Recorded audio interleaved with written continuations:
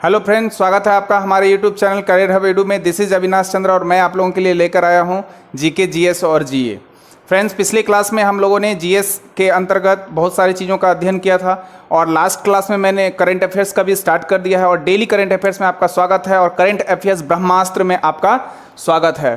तो मैं अविनाश चंद्र आप लोगों के लिए आज का 27 अगस्त 2020 का जो भी महत्वपूर्ण विश्लेषण है करंट का, समसामयिकी का, उसके बारे में आपको शेयर करूंगा। तो समय को बचाने के लिए और समय के साथ चलने के लिए हमने कुछ पॉइंट को नोटिस किया है यहाँ बोर्ड पे। आप लोग सभी लोग नोट कर लेंगे, है ना, जैसा आप लोग को बोर्ड पे दिखाई दे रहा होगा, दोनों तरफ है, आप लोग नोट कर लेंगे। अब मैं चलता हूँ, स्टार्ट करता हूँ आज के पॉइंट पे। आज का करंट अफेयर्स क्या कहता है। दोस्तों, मैं फिर से बता दूं कि स्टार्टिंग से लेकर लास्ट तक देखना और दिमाग में विचलित कभी नहीं होना और दिमाग को विचलित मत होने देना और दिमाग में रखना कि कम समय में सारा चीज़ ले लें। ये थोड़ा जानकारी मत रखना कि नहीं मेरे को कम समय में ये सारा चीज़ चाहिए, ठीक है।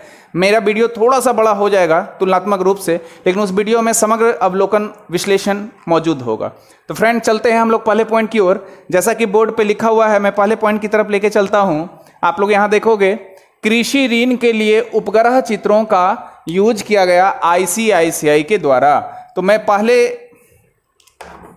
क्वेश्चन को क्लियर कर रहा हूं। पहला क्वेश्चन क्या है दोस्तों कि कृषि ऋण के लिए उपग्रह सैटेलाइट जिसको बोलते हैं, सैटेलाइट के चित्रों के द्वारा आईसीआईसीआई कृषि ऋण के लिए उपग्रह चित्रों का यूज किया कौन सा बैंक? आईसीआईसीआई बैंक, है ना। यानी आप बोल सकते हो कि आईसीआईसीआई द्वारा जो है कृषि ऋणों के लिए उपग्रह चित्रों का यूज किया गया। देखो दोस्तों, किसानों की ऋण योग्यता का जो आकलन करने में मदद करने के लिए खेत की उपग्रह छवियों का प्रयोग करेगा। मतलब जो आईसीआईसीआई है वो इस तरह से सैटेलाइट से लेगा कि पता चल पाएगा कि वो किस प्रकार से काम कर रहे हैं, मतलब जो खेत वगैरह है उससे रिलेटेड, ठीक है। इससे फायदा क्या होगा? तो दुनिया की यात्रा लागत में कटौती होगी। मान लो आप कहीं जा रहे हो, कुछ कर रहे हो, तो उसमें आपका ट्रांसपोर्टेशन वगैरह में पैसा लगता है, बहुत सारा लागत लगते हैं, उस लागत में कटौती हो जाएगी, पहला। दूसरा है कि जो तेजी से ऋण देने का जो निर्णय है उसमें मदद मिलेगी, आप लोन वगैरह दे सकते हो, आसानी से दे सकते हो। तो कृषि ऋण के लिए उपग्रह चित्रों का यूज किया है कौन? आईसीआईसीआई। विशेष क्या है? देखो, आईसीआईसीआई बैंक जो है कुल 500 गांव में कृषि ऋण के लिए अंतरिक्ष से ली गई तस्वीरों का विश्लेषण कर रहा है। कितना मैंने बोला, याद रखना, 500 गांवों के लिए। कितने गांव? 500 गांव के लिए। बैंक क्या बताया मैंने? आईसीआईसीआई, जो प्राइवेट सेक्टर का बैंक है ना, आईसीआईसीआई मैंने बोला, ठीक है। कितने गांव के बारे में बोला? 500 गांव में कृषि ऋण के लिए अंतरिक्ष से ली गई तस्वीरों का विश्लेषण कर रही है और कुल लगभग 63,000 गांव में, कुल लगभग 63,000 गांव में ऋण लेने की योजना बना रही है, ठीक है। ये था आपका कृषि ऋण के लिए उपग्रह चित्रों का यूज, आईसीआईसीआई करंट अफेयर्स। अब मैं बच्चों आप लोगों को बता दूं कि आईसीआईसीआई से जुड़े हुए तथ्य, ये आईसीआईसीआई से जुड़े हुए तथ्य क्या क्या हो सकते हैं। तो सबसे पहले इसका फुल फॉर्म याद रखना आप लोग, industrial credit and investment corporation of India. ICICI का फॉर्म यानी औद्योगिक ऋण बोल सकते, भारतीय औद्योगिक ऋण और निवेश निगम, ठीक है। अब आएगा कि इसकी स्थापना कब हुई। इसकी स्थापना जो हुई थी, आईसीआईसीआई की स्थापना जो हुई थी वो 1994 में हुआ था। कब हुआ था? 1994 में हुआ था। इसका हेड क्वार्टर अगर आपसे पूछ दे कि इसका हेड क्वार्टर कहां है, तो इसका हेड क्वार्टर है मुंबई। मुंबई कहां है भाई? तो महाराष्ट्र में। अभी बहुत फेमस है मुंबई महाराष्ट्र चल रहा है ठाकरे जी का, उद्धव ठाकरे। तो मुंबई महाराष्ट्र, हेड क्वार्टर कहां हो गया? मुंबई महाराष्ट्र। अगर आपसे पूछा जाए कि इसका सीईओ क्या कौन है, तो इसका सीईओ जो है वो संदीप बख्शी है, याद रखना, सीईओ संदीप बख्शी। अगर पूछ दिया जाए कि आईसीआईसीआई का वर्तमान सीईओ कौन है, तो संदीप बख्शी। आपको बता दें कि इससे पहले जो थी चंदा कोचर थी, यानी चंदा कोचर आईसीआईसीआई की सीईओ थी। इसके जगह पे अभी संदीप बख्शी जी आईसीआईसीआई के सीईओ हैं। तो ये था आपका पहला पॉइंट, ऋण, कृषि ऋण के लिए उपग्रह चित्रों का यूज किया आईसीआईसीआई बैंक। क्लियर है दोस्तों। अब मैं चलता हूं अब अगले दूसरे पॉइंट में, और ये दूसरा पॉइंट है मेरा, अशांत क्षेत्र घोषित किया गया असम को। किसको? असम को। अशांत क्षेत्र घोषित किया गया असम को। अशांत क्षेत्र, डिस्टर्बेंस बहुत था, है ना। तो असम को, किस राज्य को? तो असम को 6 महीने के लिए ये किया गया है, ठीक है, 6 महीने के लिए। आप ऐसा बोल सकते हो कि यह निर्णय जो है वो सशस्त्र बल अधिनियम 1958, मैं लिख दे रहा हूं, सशस्त्र बल अधिनियम 1958, सशस्त्र बल अधिनियम 1958 8 के तहत लिया गया है। इसका उद्देश्य क्या है? तो जो भी पूर्वोत्तर राज्य हैं, जो भी पूर्वोत्तर राज्य है, मतलब आप पूर्वोत्तर राज्य मतलब ये समझ लो, ये मान लो जितने भी पूर्वोत्तर राज्य हैं आपको दिखेंगे, पूर्व के जितने भी राज्य हैं ना, ये आप पूरा पूर्वोत्तर राज्य जो मैंने नोट कर दिया है मैप में, तो जितने भी पूर्वोत्तर राज्य हैं उस पूर्वोत्तर राज्य में पिछले 6 महीने के दौरान आतंकवादियों द्वारा सुरक्षा बलों और असम में जो अवैध हथियारों की बरामदगी हुई है, उस बरामदगी को लेकर, मतलब ये पूर्वोत्तर राज्यों से संबंधित है ना, उस बरामदगी के मद्देनजर यह निर्णय लिया गया है। ठीक है, सशस्त्र बल अधिनियम 1958 याद रखना, इसी को हम लोग कहते हैं आफस्पा, इसी को हम लोग करते हैं आफस्पा। अगर पूछ दे कि आफस्पा क्या है, आफस्पा क्या है, तो सशस्त्र बल अधिनियम 1958 को ही आफस्पा के नाम से जानते हैं। यह एक ऐसा कानून है, जैसे हम लोग पढ़े होंगे हिस्ट्री में, ना अपील ना वकील ना दलील, पढ़ा था ना आप लोगों ने। तो यह कानून रॉलेट एक्ट के संदर्भ में, तो यह कानून सुरक्षा बलों को अभियान चलाने और बिना पूर्व नोटिस दिए कहीं भी किसी को गिरफ्तार करने की शक्ति प्रदान करता है आफस्पा। ठीक है, असम में यह कानून नवंबर 1990 से लागू है। असम में यह कानून जो है नवंबर 1990 से ये लागू है आफस्पा कानून, यानी आप बोल सकते हो सशस्त्र बल अधिनियम 1990 से लागू है। इसे हर 6 महीने में बढ़ा दिया जाता है। ठीक है, और बेसिक रूप से अगर पूछ लो कि इसका जो आपका असम है, असम के बारे में और भी मैंने पिछले वीडियो में चर्चा कर रखा है। इसका सीएम कौन है? तो सर्बानंद सोनोवाल असम के माननीय मुख्यमंत्री हैं। अगर पूछ दिया जाए कि असम का गवर्नर कौन है, तो गवर्नर अगर पूछ दिया जाए तो जगदीश जी हैं। जगदीश मतलब 2 चीज, अगर आपके चीफ मिनिस्टर पूछता है अभी तत्कालिक रूप से, या फिर आपसे गवर्नर पूछ दे, तो याद रखना जगदीश मुखी जो है इनके कौन है? गवर्नर है। ठीक है, तो उम्मीद है दोस्तों ये समझ में आई होगी, आफस्पा क्या है इसके बारे में समझ में आया होगा आप लोगों को। अब मैं चलता हूं अगले पॉइंट की तरफ। ई नीलामी पोर्टल लॉन्च करेगा केसर वृद्धि हेतु। ई नीलामी, देखो केसर जिसको बोलते हैं हम लोग सैफरॉन, इंग्लिश में क्या बोलते हैं दोस्तों? सैफरॉन। तीसरा नंबर, थर्ड नंबर है, पहला हो गया, दूसरा हो गया, तीसरा। ई नीलामी पोर्टल लॉन्च किया केसर वृद्धि के लिए, है ना। आपको बता दूं कि जम्मू कश्मीर के केसर को जीआई टैग प्रदान किया गया है, और मैं चर्चा कर रहा हूं केसर यानी सैफरॉन का चर्चा कर रहा हूं, इसके बारे में आप लोग जानकारी रखो।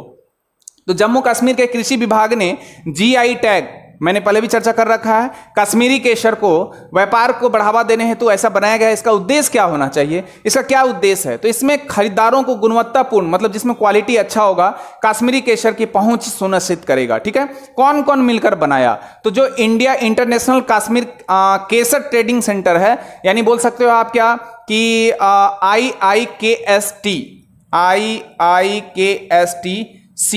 IIKSTC का मतलब क्या हो गया? I फॉर हो गया इंडिया, ठीक है, I फॉर हो गया इंटरनेशनल, K से हो गया आपका देखो कश्मीर, है ना, K से हो गया कश्मीर, S से हो गया सैफरॉन, S से क्या हो गया? सैफरॉन यानी केसर, और T से हो गया ट्रेडिंग, और C से हो गया आपका सेंटर। ठीक है, मतलब क्या कि इंडिया इंटरनेशनल, या फिर आप बोल सकते हो इंडिया इंटरनेशनल कश्मीर केसर ट्रेडिंग सेंटर। ठीक है, इसी के तत्वावधान में विभाग ने NIC-IT के साथ मिलकर इसको पोर्टल को बनाया। इसका मुख्य उद्देश्य क्या है? इसका मुख्य उद्देश्य जो मेन पर्पस है, इसका मेन पर्पस क्या है? मुख्य उद्देश्य क्या है? तो इसका मुख्य उद्देश्य है कि ये जो है सैफरॉन जो होता है ना, बहुत कीमती फसल है, कॉस्टली है ना, तो इस कीमती फसल को बेचने के लिए किसानों को इधर उधर भटकना ना पड़े, उसके लिए सरकार इस बार किसानों को ई मार्केटिंग सुविधा देने जा रही है। इससे किसानों को यह भी फायदा होगा कि जो बिचौलिया होता है बीच में, जैसे जमींदारी प्रथा कैसे था मॉडर्न हिस्ट्री में, बीच में बिचौलिया जो खा जाते हैं, तो बिचौलियों के बजाय खुद ही सीधे मंडियों में फसल बेच सकेंगे ये सारे किसान, और उन्हें कमीशन कोई भी नहीं देना पड़ेगा। संभवतः इस समय में दुनिया में सबसे ज्यादा केसर जो है वो ईरान पैदा करता है। अगर पूछ दिया जाए कि कौन सबसे ज्यादा केसर का उत्पादन करता है, तो केसर का सबसे अधिक उत्पादन ईरान के द्वारा होता है। ठीक है, अगर इसके बाद अगर पूछा जाए तो इसके बाद सबसे ज्यादा जो होता है वो कश्मीर में होता है। लेकिन आप लोग याद रखो, हालांकि क्वालिटी के मामले में अगर बात करें तो कश्मीरी केसर की ज्यादा डिमांड है। ठीक है, यानी ईरान के बाद जो है दूसरा होता है कश्मीर का केसर, है ना, सैफरॉन जिसको बोलते हैं। याद रखना दोस्तों, काफी कॉस्टली होता है, लगभग आप बोल सकते हो कि इसका 1 किलो जो है, 1 केजी जो है 1.5 to 3 लाख रुपीज उसका इसका ये होता है ना, प्राइस है लगभग 1 केजी का 1.5 से 3 लाख के आसपास। सोचो कितना कीमती है ना, 1 किलो मिल जाएगा तो मतलब बल्ले बल्ले, है ना। अब देखो जम्मू कश्मीर क्या है? केंद्र शासित प्रदेश से पहले राज्य था। अब यहां पर क्या है कि मुख्यमंत्री और राज्यपाल वाला चीज हटकर, मतलब आप बोल सकते हो कि इसका एक उपराज्यपाल है, और जो पहले का मिनिस्टर था बहुत सारी चीजों में चेंज होगा, तो अभी इसका उपराज्यपाल है मनोज सिन्हा। अगर पूछ दिया जाए कि जम्मू कश्मीर का उपराज्यपाल कौन है तो मनोज सिन्हा बने हैं। ठीक है, अब मैं चलता हूं अगले पॉइंट की ओर। अगला पॉइंट होगा मेरा 4th नंबर, और 4th पॉइंट में है आपका 600 विकेट लेने वाले फर्स्ट तेज गेंदबाज बने हैं। 600 विकेट लेने वाले, याद रखना, बहुत इंपॉर्टेंट क्वेश्चन है ये क्रिकेट के दृष्टिकोण से। जेम्स एंडरसन, जेम्स एंडरसन, याद रखना दोस्तों, जेम्स एंडरसन 600 विकेट लेने वाले तेज फास्ट गेंदबाज है ना। इंग्लैंड के हैं। कहां के हैं ये? तो इंग्लैंड के हैं, याद रखना। कहां के हैं? इंग्लैंड के हैं। कौन है? फास्ट बॉलर है, फास्ट बॉलर है, fast bowler of England cricket team है ना, जेम्स एंडरसन, याद रखना दोस्तों। और ये 600वां विकेट जो लिए थे ये पाकिस्तान के एक प्लेयर थे, अजहर अली। पाकिस्तान के एक प्लेयर थे जिसका नाम था अजहर अली, इसी के विरुद्ध खेलते हुए इन्होंने 600वां विकेट लिया था जेम्स एंडरसन ने। ठीक है, कहां के हैं ये? इंग्लैंड के। ठीक है, अब इससे पहले इसके और भी रिकॉर्ड हैं, जैसे इससे पहले मुथैया मुरलीधरन जो श्रीलंका के आप लोग जान रहे होंगे, लगभग 800 स्पिनर हैं, 800 विकेट लिए हैं। इसके अलावा शेन वॉर्न का नाम आता है, शेन वॉर्न जो ऑस्ट्रेलिया का है वो भी स्पिनर है, वो भी 708 के आसपास विकेट लिए हैं। ठीक है, तो मैंने क्या बताया? मुरलीधरन का नाम बताया, मैंने किसका बताया? शेन वॉर्न का बताया। मुरलीधरन किसका है भाई? तो श्रीलंका का है। शेन वॉर्न किसका? ऑस्ट्रेलिया का है। ठीक है, और एक हमारे देश का है अनिल कुंबले, अनिल कुंबले है ना, अनिल कुंबले। ठीक है, अनिल कुंबले, ये लगभग 619 है अनिल कुंबले का। तो ये सारे जो आपको दिख रहे हैं ये सब एंडरसन से आगे हैं। मतलब ये तीनों, नोट में आप लोग लिख सकते हो कि ये तीनों जो गेंदबाज थे वो स्पिनर थे, जबकि एंडरसन जो है वो फास्ट गेंदबाज हैं। याद रखना, दोनों फास्टर हैं। ठीक है, यह इनका 150वां टेस्ट था, एंडरसन के द्वारा जो खेला गया यह 150वां टेस्ट, यानी 150, ऐसे आप याद रख सकते हो, सॉरी 156 कर दो, 156वां टेस्ट था। ठीक है, इसने अपना पहला टेस्ट मैच जो है 2003 में खेला था। कब खेला था? 2003 में पहला। ठीक है, समझ में आया? सबसे तेज गेंदबाज है जेम्स एंडरसन, जिन्होंने अभी 600 विकेट लेके रिकॉर्ड बनाया है, और पहला तेज गेंदबाज के रूप में ये पहला 600 विकेट लेने वाले गेंदबाज बन चुके हैं। ये इंग्लैंड के रहने वाले हैं, और इससे पहले पाकिस्तान के इसके पहले श्रीलंका के मुथैया मुरलीधरन, और इसके बाद आपको ऑस्ट्रेलिया के शेन वॉर्न और भारत के अनिल कुंबले इससे आगे हैं। और उसके बाद स्थान आता है जेम्स एंडरसन का। इन्होंने पाकिस्तान के खिलाफ अजहर अली के खिलाफ 600वां विकेट हासिल किया था, जो 156वां मैच था, और 2003 में पदार्पण इनका हुआ था। अब मैं चलता हूं अगले पॉइंट की तरफ, जो इसका नाम होगा 5th नंबर पॉइंट। ये 4th था दोस्तों, 4th था। अब चलता हूं मैं 5th नंबर के तरफ। ये 5th है ब्रिक्स उद्योग मंत्रियों का video meeting. BRICS, BRICS, Brazil, Russia, India, China and south Africa. Last में है तो लास्ट में बना, याद रखना। ठीक है, ब्रिक्स उद्योग मंत्रियों ने वीडियो कॉन्फ्रेंसिंग हुआ है, वीडियो मीटिंग में भाग लिए हैं। वर्ष 2009 में ब्रिक देश थे ब्राजील, रशिया, इंडिया और चाइना। ये 4 देश मैंने बोला। मैंने क्या क्या बोला? ब्राजील बोला, यहां लिख दे रहा हूं, ब्राजील है दोस्तों, यहां पर रशिया है, रूस है, यहां इंडिया है, भारत है, सी से यहां चाइना है, और एस से यहां हो गया साउथ अफ्रीका। साउथ अफ्रीका को अभी मैंने चर्चा नहीं किया, ये 4 देश के बारे में मैंने चर्चा किया। 4 देश 2009 में ब्रिक्स देश, Brazil, Russia, India and China. ठीक है, इसके पहले शिखर सम्मेलन में आयोजन हुआ था। और वर्ष 2010 में साउथ अफ्रीका जो है वर्ष 2010 में, याद रखना 2010 में इस समूह में शामिल हुए। ठीक है, इसके बाद इसका नाम हो गया ब्रिक्स, यानी 2010 के बाद, 2010 से पहले इसका नाम अगर पूछ दे तो आप लोग क्या बोलोगे? ब्रिक था। लेकिन आफ्टर 2010, 2010 के बाद जब साउथ अफ्रीका इससे जुड़ गया तो इसका नाम हो गया BRICS, क्योंकि साउथ अफ्रीका इससे 2010 में जुड़ गया। ठीक है, इसका उद्देश्य क्या था? जो 5G और AI है, यानी आप बोल सकते हो आर्टिफिशियल इंटेलिजेंस, इसको बोलते हैं AI, सहित क्षेत्रों में उद्योगों को बढ़ावा देने के लिए तरीकों पर चर्चा करने के लिए ये ब्रिक्स देशों के उद्योग मंत्रियों ने एक वीडियो में भाग लिया। ठीक है, तो दोस्तों ये ब्रिक्स, उम्मीद है आप लोगों को 5वां नंबर टॉपिक जो है ब्रिक्स उद्योग मंत्रियों का वीडियो कॉन्फ्रेंस जो हुआ, ये इसके बारे में आप लोगों को समझ में आई होगी। अब मैं चलता हूं अगले पॉइंट की तरफ, और वो अगला पॉइंट होगा आपका भारत वियतनाम संयुक्त आयोग की बैठक। पॉइंट नंबर मैं लेकर चलूंगा दोस्तों 6 नंबर। देखो पॉइंट है आपका 6 नंबर, भारत वियतनाम संयुक्त आयोग की बैठक। भारत वियतनाम संयुक्त आयोग की बैठक, देखो ये जो इसका बैठक हुआ, भारत वियतनाम संयुक्त आयोग की बैठक, पहला क्वेश्चन पूछेगा कैवां बैठक था भाई? तो ये 17वां बैठक था। ठीक है, 17वां बैठक वीडियो सम्मेलन के, मतलब वीडियो कॉन्फ्रेंसिंग का, अभी जैसे हम लोग बात कर रहे हैं ना, तो वीडियो, क्योंकि अभी कोविड-19 का प्रकोप है, आप लोग जान रहे होंगे, महामारी, तो वीडियो कॉन्फ्रेंसिंग के माध्यम से ये हुआ 17वां बैठक। ठीक है, इसमें कौन कौन बैठक में थे? तो विदेश मंत्री डॉक्टर S जयशंकर, विदेश मंत्री कौन बोला? विदेश मंत्री जयशंकर, डॉक्टर जयशंकर, मैं लिख दे रहा हूं शॉर्ट में, विदेश मंत्री जयशंकर। और वियतनाम के फॉम बिन मिन, फॉम बिन मिन, देखो नाम भी वैसे ही होगा, वियतनाम जैसा होगा, है ना। तो फॉम बिन मिन की सह अध्यक्षता में यह बैठक हुई। इसका फोकस कहां था? फोकस था इकोनॉमिकल जो सब्जेक्ट थे, आर्थिक विषय जो था वो, और डिफेंस का जो था, रक्षा विषय था वो था, ठीक है। वियतनाम का, अब यहां से पूछ सकता है कि वियतनाम का प्रेसिडेंट कौन है, वियतनाम का प्रेसिडेंट कौन है? तो याद रखना वियतनाम का प्रेसिडेंट इसलिए पूछेगा क्योंकि अभी वियतनाम के साथ मीटिंग हुआ है ना, ऐसे अदरवाइज प्रेसिडेंट सबका याद करने की आवश्यकता नहीं है। याद रखना इसका वियतनाम का जो राष्ट्रपति थे उसका नाम है फू त्रॉन्ग, फू त्रॉन्ग, फू त्रॉन्ग। देखो कहीं कहीं इसी को लिखता है प्रोनाउंसिएशन में फू छोंग, फू छोंग, वही है, फू थ्रोंग बोल दो या फू छोंग बोल दो। इसको बोलते हैं न्यू गेन, है ना, न्यू गेन फू थ्रोंग। तो त्रोंग थ्रोंग छोंग से याद रखना आप, है ना, प्रेसिडेंट के रूप में, ठीक है। ये 6वां पॉइंट हो गया। अब मैं चलता हूं साथ, अफ्रीका पोलियो मुक्त देश।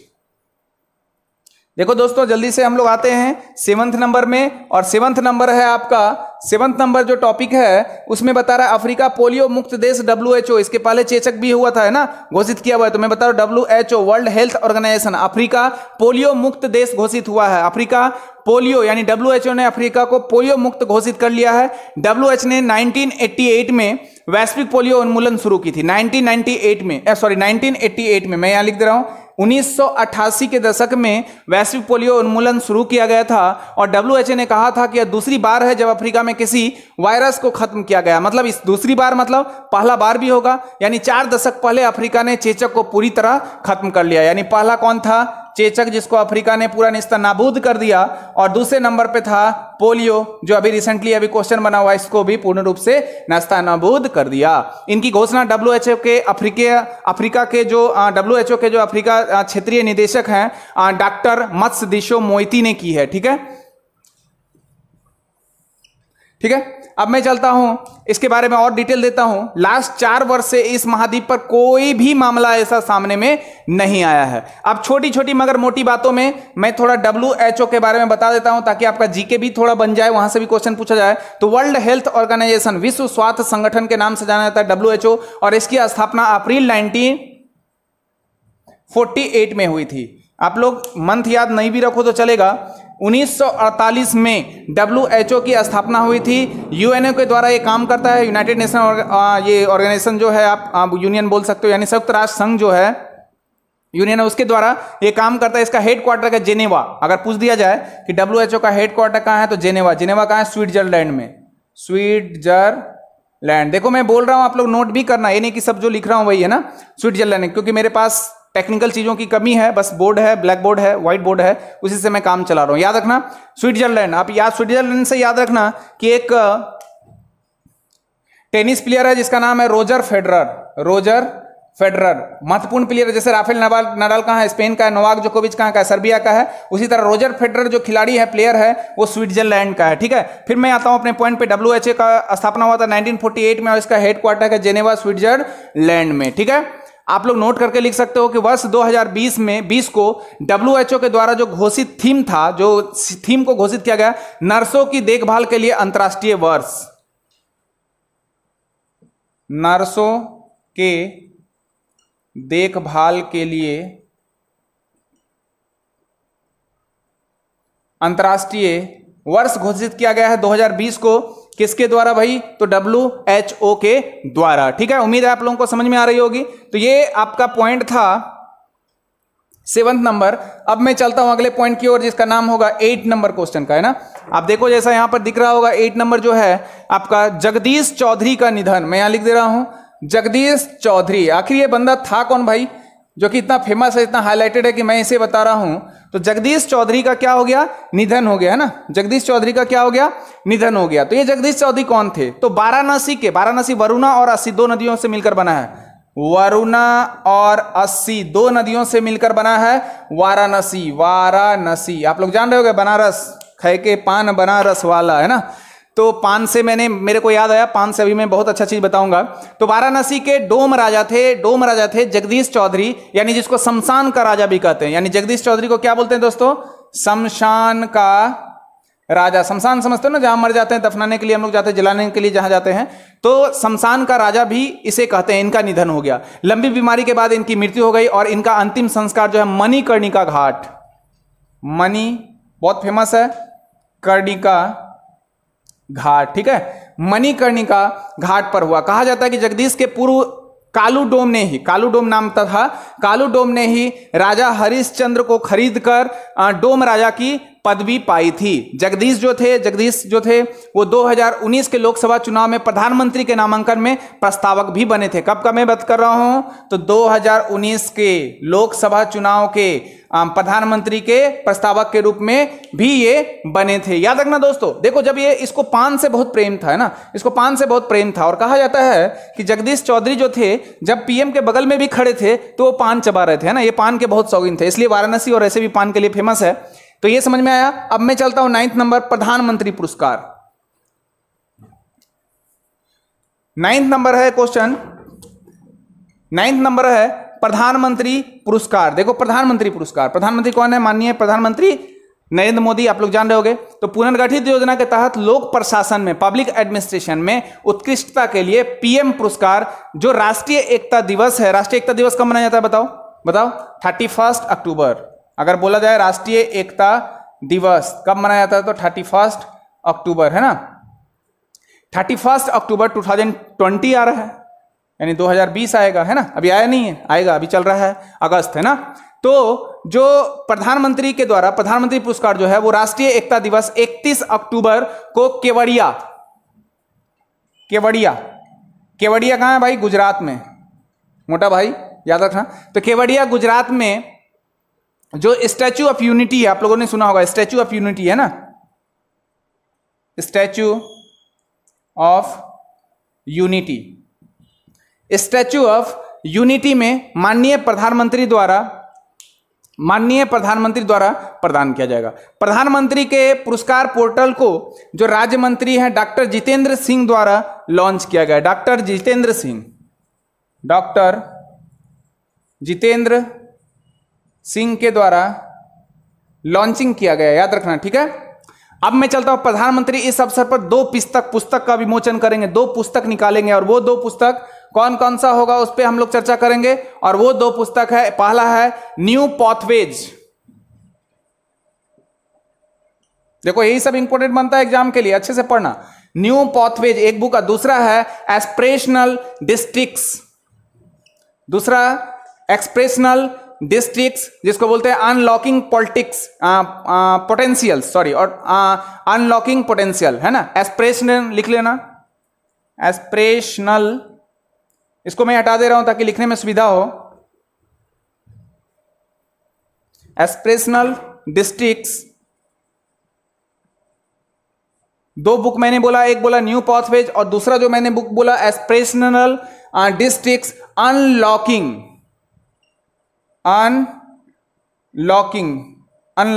ठीक है, अनलॉकिंग पोटेंशियल्स,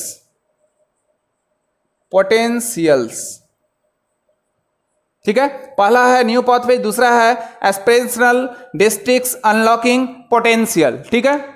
ये बुक का विमोचन करने जा रहे हैं। लगभग 702 जिलों ने लगभग कितना बोले मैंने बताया 702 जिलों ने लोक प्रशासन में उत्कृष्टता के लिए प्रधानमंत्री का पुरस्कार 2020 में पंजीकरण और भाग लेने के लिए ये किया है, ठीक है, 702। तो क्वेश्चन नंबर 9 कंप्लीट हो गया। अब मैं चलता हूं क्वेश्चन नंबर 10 की ओर, और क्वेश्चन नंबर 10 क्या कहता है, देखो आप लोग, महिला समानता दिवस, क्वेश्चन नंबर 10,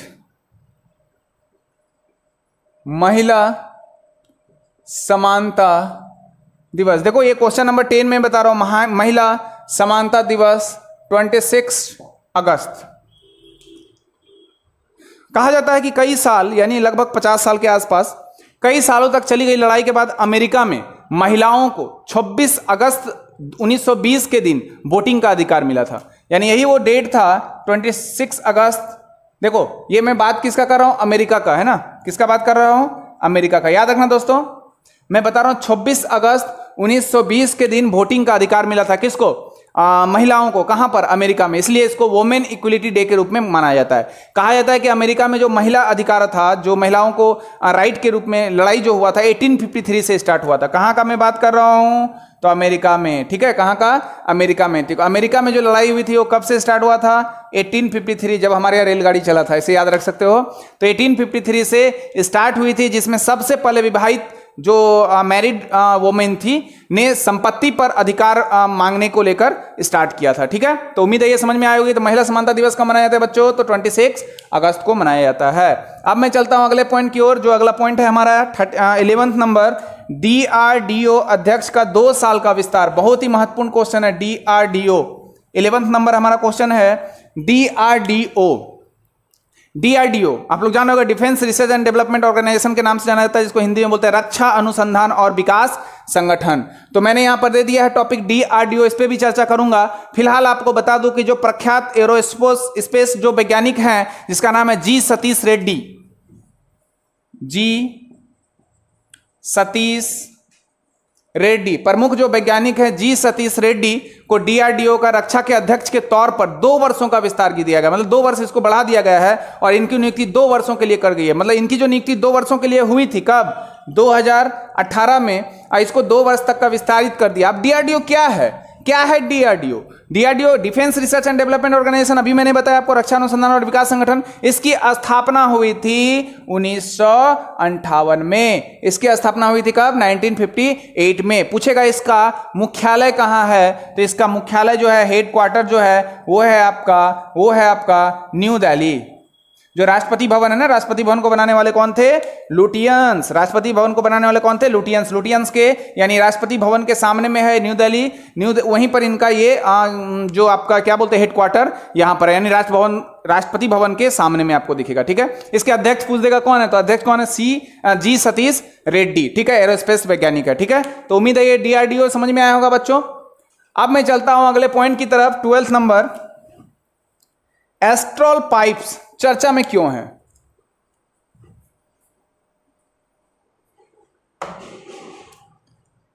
ट्वेल्थ नंबर है एस्ट्रोल पाइप जो है, आखिर ये चर्चा में क्यों है ना। तो देखो, एस्ट्रोल पाइप्स इसलिए चर्चा में है क्योंकि जो IPL 2020 होता है, IPL मतलब इंडियन प्रीमियर लीग आप लोग जान रहे होगे। तो जो IPL का जो आगामी सत्र है, उसके 3 IPL टीम कौन कौन है। एक है आपका MI बोले तो मुंबई इंडियंस, दूसरा ले लो KKR मतलब कोलकाता का जो टीम है, कलकत्ता नाइट राइडर्स बोलते हैं, ये मुंबई इंडियन है। और तीसरा है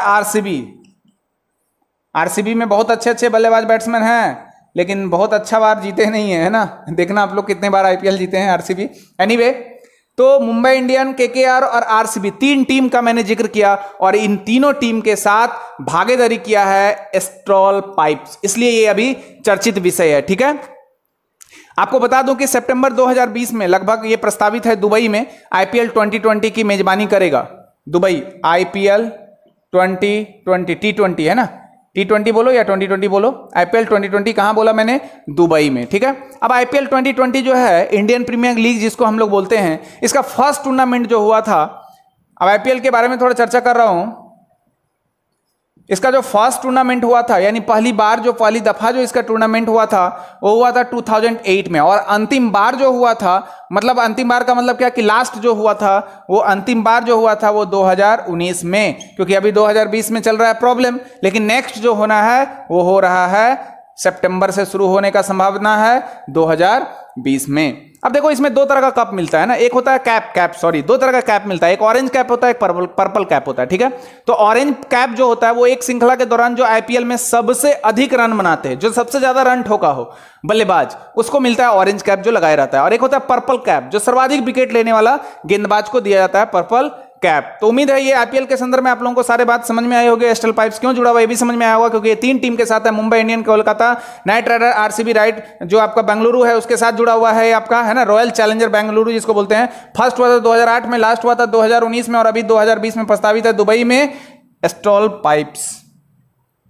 अब मैं चलता हूं अगले पॉइंट की ओर, और अगला पॉइंट मेरा कहता है 13 नंबर, नीलकांत भानुप्रकाश। आखिर ये नीलकांत भानुप्रकाश कौन थे। तो 13 नंबर क्वेश्चन है, नीलकांत, मैं लिख दे रहा हूं, नीलकांत भानु भानु प्रकाश, यहां पर लिखा हुआ भी है, आप लोग देखो नीलकांत भानु प्रकाश क्यों फेमस था, है ना।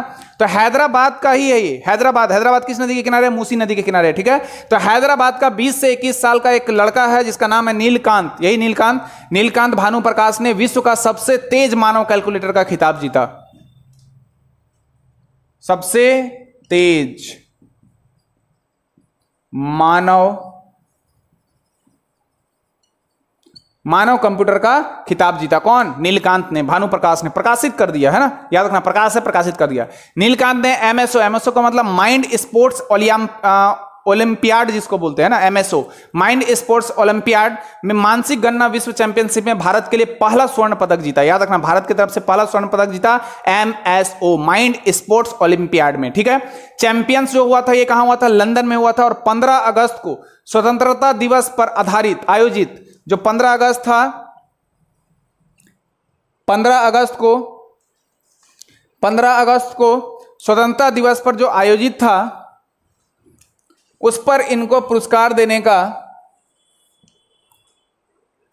का ये किया गया है ना, मतलब किसको? नीलकांत भानु प्रकाश को, नीलकांत भानु प्रकाश जो सबसे तेज मानव कंप्यूटर के रूप में, है ना, याद रखना दोस्तों। प्रकाश कहा जाता है क्या कि बचपन में इसकी एक घटना घटी थी और वो घटना से संबंधित मैं कुछ बात शेयर कर रहा हूं आपको। याद रखना, ये जन्म से ही बुद्धिमान थे ऐसा नहीं था, बट लगभग 5 साल की उम्र में इसका एक्सीडेंट हुआ था, ऐसा घटना घटी थी जिसके कारण ये बेड रेस्ट पर आ गए थे और अपने दिमाग में हमेशा विचार करते थे कि किस प्रकार से मैथमेटिकल कैलकुलेशन होना चाहिए और गिनती वगैरह को वो हमेशा कैलकुलेट करते रहते थे और वो आज जीता जाता उदाहरण आपको दिख रहा है नीलकांत भानु प्रकाश के रूप में। तो दोस्तों अब मैं चलता हूं अगले पॉइंट की तरफ। अगला पॉइंट होगा मेरा 14th नंबर क्वेश्चन जिसका नाम है कावकाज अभ्यास। तो 14 नंबर है कावकाज अभ्यास 2020। ये एक प्रकार का सैन्य अभ्यास है। चीन से जो जारी, अभी हम लोग के बीच क्या हुआ, चीन से बहुत तनाव है। इसके समय में जो रूस में है, ये कहां हुआ पूछेगा, कावकाज, मैं लिख दे रहा हूं कावकाज अभ्यास, कावकाज 2020, बहुत ही फेमस, BBI लिख लो, एकदम लिख लो, ये एग्जाम में आ सकता है। ये सैन्य अभ्यास है कावकाज जो इस समय में हुआ इसलिए ये फेमस है और चीन से जारी तनाव के बीच में रसिया में संपन्न हुआ। कावकाज कहां संपन्न हुआ? रसिया में संपन्न हुआ। कहां संपन्न हुआ? रसिया में संपन्न होने वाला जो मल्टीलैटरल युद्ध अभ्यास है वो है कावकाज। इस युद्ध में अभ्यास में चीन और पाकिस्तान की सेना भी हिस्सा लेगी। कौन कौन लेगा भैया? चीन लेगा, कौन लेगा? पाकिस्तान लेगा, ईरान लेगा, तुर्की लेगा, है ना। तो चीन और पाकिस्तान की सेना भी हिस्सा लेगी। कावकाज 2020 में जो संघाई सहयोग संगठन है SCO,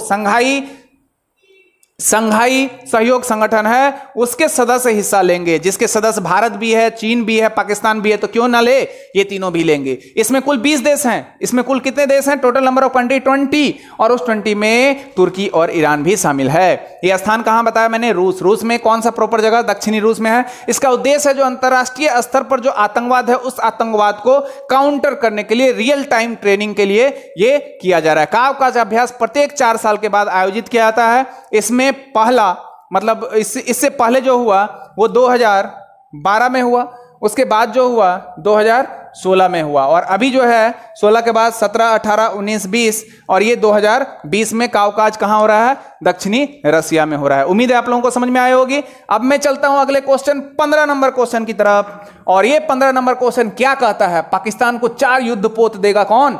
चीन। चोर मौसेरा भाई, है ना। तो पाकिस्तान को 4 युद्धपोत देगा कौन? चीन। तो संघाई का ही एक जगह है हडोंग झांग हुआ। हडोंग देखो नाम क्या है, हडोंग झांग हुआ, हड़ाओ झांग हुआ, नाम देखो कितना अच्छा है ना, हड़ाओ, है ना। तो हडोंग झांग हुआ शिपयार्ड है, मतलब एक पत्तन है, वहां पर युद्धपोत का प्रक्षेपण समारोह किया गया जिसमें टाइप 054 श्रेणी, ठीक है, टाइप 054 श्रेणी के युद्धपोत को पहले जहाज के लिए लॉन्च किया गया है। और ये क्या है? जो नवीनतम सतह होगा, उप सतह होगा, जो वायुरोधी हथियार होंगे, युद्ध प्रबंधन प्रणाली होंगे और सेंसर से ये लैस होगा, ये आपका 054 श्रेणी। चीन के विदेश मंत्री वांग यी जो थे और उनके जो पाकिस्तान के समकक्ष जो थे शाह महमूद कुरैशी के बीच ये अगस्त को हैनान के चीनी हॉलिडे रिसोर्ट में आयोजित इसमें रणनीतिक संवाद हुआ और उसके साथ इस जहाज का शुभारंभ किया गया। तो याद रखना दोस्तों, पाकिस्तान को 4 युद्धपोत देगा चीन और उसके लिए कार्रवाई शुरू हो चुका है और यह है 054 श्रेणी। अब मैं चलता हूं अगले क्वेश्चन की तरफ, जिसका नाम होगा क्वेश्चन नंबर 16। और वो क्वेश्चन नंबर 16 क्या कहता है बच्चों? पास्कल लिसोबा का निधन। तो आखिर ये पास्कल लिसोबा कौन था? तो पास्कल लिसोबा कौन थे? तो कांगो के पूर्व राष्ट्रपति पास्कल लिसोबा थे, जिन्होंने 1992 से 1997 तक राष्ट्रपति के रूप में कार्य किया था। और इनका निधन हो गया, इसलिए फेमस है। और आपको बता दूं कि इसे कांगो ब्रेजाविल भी कहते हैं। इसी का अन्य नाम है कांगो ब्रेजाविल के नाम से जाने जाते हैं। कांगो ब्रेजाविल के नाम से जाने जाते हैं। और कांगो गणराज्य के जो हाई कोर्ट था, उसके द्वारा 2001 में देशद्रोह और भ्रष्टाचार के लिए इन्हें 30 साल की सजा सुनाई थी। भ्रष्टाचार और देशद्रोह के लिए कितने साल? 30 साल की सजा सुनाई थी। किसको? पास्कल लिसोबा को। तो कांगो के बारे में थोड़ा सा आप लोग बेसिक नॉलेज जान लो। कांगो कहां है? मध्य अफ्रीका का क्षेत्र का एक देश है कांगो। अफ्रीका के मध्य में स्थित है और इसकी राजधानी है किशानसा और इसका मुद्रा है फ्रैंक। कांगो एक नदी है जो विषुवत रेखा को, जो इक्वेटर है, भूमध्य रेखा है, उसको 2 बार काटती है। और इसी कांगो नदी को जायरे नदी भी कहते हैं। कौन सी नदी कहते हैं? जायरे नदी को। विषुवत रेखा को कितने बार काटती है? 2 बार काटती है। कौन सी नदी? कांगो या जायरे नदी। और याद रखना आप लोग, यहाँ का प्रेसिडेंट जो है वो फेलिक्स त्सेकेदी है, या ठिस्केडी, याद रखो ना, ठिस्केडी। तो ये सब इस इंपॉर्टेंट बनता है एग्जाम के लिए। अब मैं चलता हूं अगले पॉइंट की तरफ, और क्वेश्चन नंबर होगा वो 17। क्वेश्चन नंबर होगा 17 जो है, फुटबॉल स्टेडियम का नाम वाईचुंग भूटिया। वाईचुंग भूटिया, याद रखना दोस्तों, सिक्किम में एक फुटबॉल स्टेडियम का नाम है वाईचुंग भूटिया। फुटबॉल प्लेयर के नाम के आधार पर, ये नामची नामक स्थान पर, जो तिनकितम जिला है, वहीं पर इनका जन्म स्थान था। किसका? ये वाईचुंग भूटिया का ये जन्म स्थान था। और उसी के समृद्धि में, उसी के लिए ये शुभारंभ किया जा रहा है सिक्किम में। अभी इसके कारण, लॉकडाउन के कारण, ये थोड़ा ये स्थगित हो रहा है। आपको बता दूं कि लगभग 2008 के आसपास इन्हें पद्मश्री पुरस्कार से भी सम्मानित किया गया था, है ना। तो ये जो भूटिया जी थे, यानी याद रखना वाईचुंग भूटिया, भूटिया यहाँ पर का एक जनजाति भी है। तो ये भूटिया जो थे, भारत के पहले फुटबॉलर थे जिन्होंने 100 अंतर्राष्ट्रीय मुकाबले खेले हैं। याद रखना, पूछ देगा कि यहाँ की राजधानी क्या है, मतलब जो सिक्किम है उसकी राजधानी क्या है, तो सिक्किम की राजधानी गंगटोक है। अगर पूछ देगा सिक्किम का मुख्यमंत्री कौन है, तो सिक्किम का मुख्यमंत्री प्रेम सिंह तमांग जी हैं। गवर्नर पूछ देगा तो गंगा प्रसाद जी हैं। और यहाँ एक योजना थी, एक परिवार एक नौकरी। 1 साल में कम से कम एक व्यक्ति को नौकरी देने की प्रणाली शुरू की जाएगी। यहाँ की योजना का नाम बताया, एक परिवार एक नौकरी। इसके अलावे ये अर्जुन पुरस्कार भी जीत चुके हैं। और अगस्त 2011 में अंतर्राष्ट्रीय फुटबॉल से इन्होंने संन्यास ले लिया। यह था कहानी किसका? प्रसिद्ध फुटबॉल प्लेयर वाईचुंग भूटिया का। अब मैं चलता हूं अगले पॉइंट की तरफ, जिसका नाम होगा 18 नंबर क्वेश्चन, और यह है मानसिक स्वास्थ्य पुनर्वास हेल्पलाइन, जिसका नाम है किरण। क्या नाम है? किरण। ठीक है, तो मानसिक स्वास्थ्य पुनर्वास हेल्पलाइन जो है किरण का लॉन्च किया गया। यह सामाजिक न्याय अधिकारिता मंत्रालय द्वारा। याद रखना, सामाजिक, देखो ये क्वेश्चन मंत्रालय वाला आजकल एग्जाम में ज्यादा पूछता है ना। तो सामाजिक न्याय अधिकारिता, पहले भी मैं बता चुका हूं ना, अधिकारिता मंत्रालय द्वारा। ये मंत्रालय कौन है, मतलब मंत्री में कौन है, तो थावरचंद गहलोत मंत्री हैं।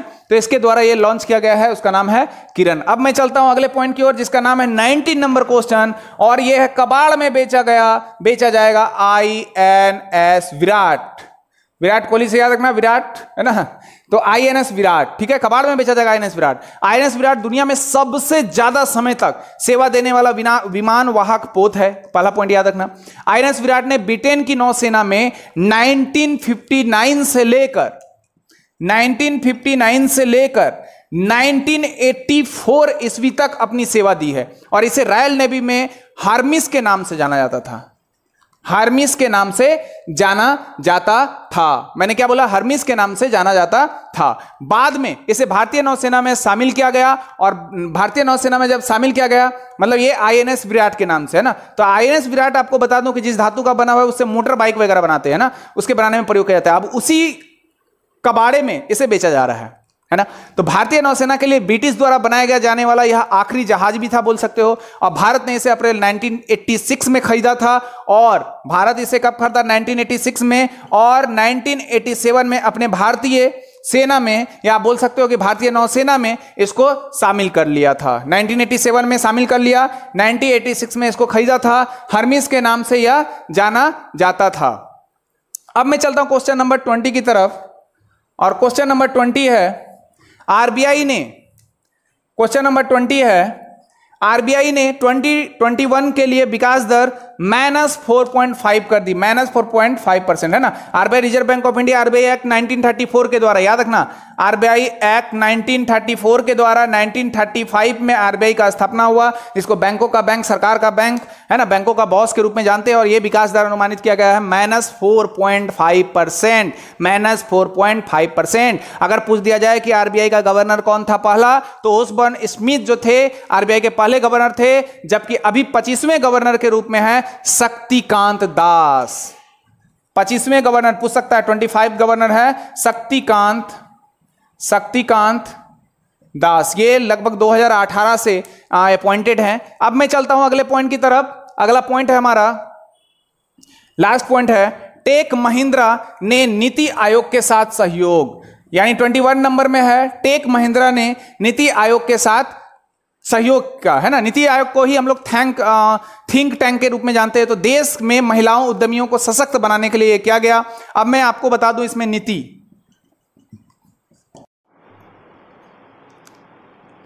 देखो दोस्तों, लास्ट है पॉइंट 21 नंबर में चलता हूं। टेक महिंद्रा ने नीति आयोग के साथ सहयोग किया, टेक महिंद्रा ने नीति आयोग के साथ सहयोग किया। देखो ये जो देश में महिला उद्यमियों को सशक्त बनाने के लिए ये किया गया है, टेक महिंद्रा ने नीति आयोग के साथ सहयोग किया गया है, याद रखना। अब सवाल उठता है कि ये नीति क्या है, नीति आयोग क्या है। आप लोग को बता दूं, योजना आयोग का गठन हुआ था 1950 में, उसके आधार पर उसके जगह पर इसकी स्थापना हुई थी। नीति आयोग की 1 जनवरी 2015 में, याद रखना 2015, 1 जनवरी 2015। और इसका हेडक्वार्टर जो है वो है आपका नई दिल्ली में है। नीति आयोग का हेडक्वार्टर कहाँ है, मैंने बताया नई दिल्ली। अब आएगा नीति आयोग, मतलब नीति का जो फुल फॉर्म है वो कहते हैं national institution for transforming India, यानी राष्ट्रीय भारत परिवर्तन संस्थान के नाम से जाना जाता है नीति आयोग। और इसके अध्यक्ष हैं नरेंद्र मोदी जी। इसके अध्यक्ष कौन होते हैं, इसके अध्यक्ष होते हैं प्रधानमंत्री नरेंद्र मोदी, ठीक है। अगर पूछेगा आपसे कि इसके उपाध्यक्ष कौन है, तो उपाध्यक्ष है राजीव कुमार, मैं यहां लिख दे रहा हूं। अगर उपाध्यक्ष पूछ दे तो उपाध्यक्ष है कौन भाई, तो राजीव कुमार। अगर आपसे पूछ दे कि इसका सीईओ कौन है, तो सीईओ जो है वो है अमिताभ कांत, ठीक है। सीईओ कौन है, तो अमिताभ कांत। और उपाध्यक्ष कौन है, तो राजीव कुमार। अध्यक्ष कौन है, तो प्रधानमंत्री ऑलवेज होते हैं, तो कौन हो गया, नरेंद्र मोदी। इसका हेडक्वार्टर कहाँ है, न्यू दिल्ली। और इसकी स्थापना हुई थी 1 जनवरी 2015। योजना आयोग के आधार, योजना आयोग को के स्थान पर नीति आयोग को लाया गया। तो दोस्तों आज का ये करेंट अफेयर्स ब्रह्मास्त्र, आज का सारे विश्लेषण खत्म हुए। तो उम्मीद है दोस्तों आप लोगों को पसंद आई होगी। अगर पसंद आया हो तो लाइक करें, सब्सक्राइब करें, ढेर सारा प्यार दें, ताकि मैं आपके प्यार से एनर्जेटिकल होकर और बढ़िया कर पाऊं। और याद रखना, शॉर्टकट कभी भी मारने का प्रयास मत करना, क्योंकि मैं चाहूं तो ये सारे 20-21 पॉइंट जो आपको दिख रहा है रोजमर्रा की लाइफ में, ये मैं 10 से 12 मिनट में खत्म कर दूंगा। परंतु मेरा पर्पस है, क्योंकि कहां से क्वेश्चन पूछेगा ना मुझे पता है ना आपको पता है, इसलिए सारा विश्लेषण के साथ मैं बता रहा हूं, ताकि हर क्वेश्चन को हर एक जगह पर कहीं से भी क्वेश्चन पूछे तो आप उसको बिल्कुल बना सकते हो। और जितने भी प्रकार के एग्जाम होते हैं उन सारे एग्जाम के लिए आप प्रतिबद्धित होकर उसको आगे बढ़ सकते हो। तो दोस्तों मैं अगले करंट अफेयर्स ब्रह्मास्त्र में फिर से मिलूंगा। तब तक के लिए धन्यवाद, कल मिलते हैं।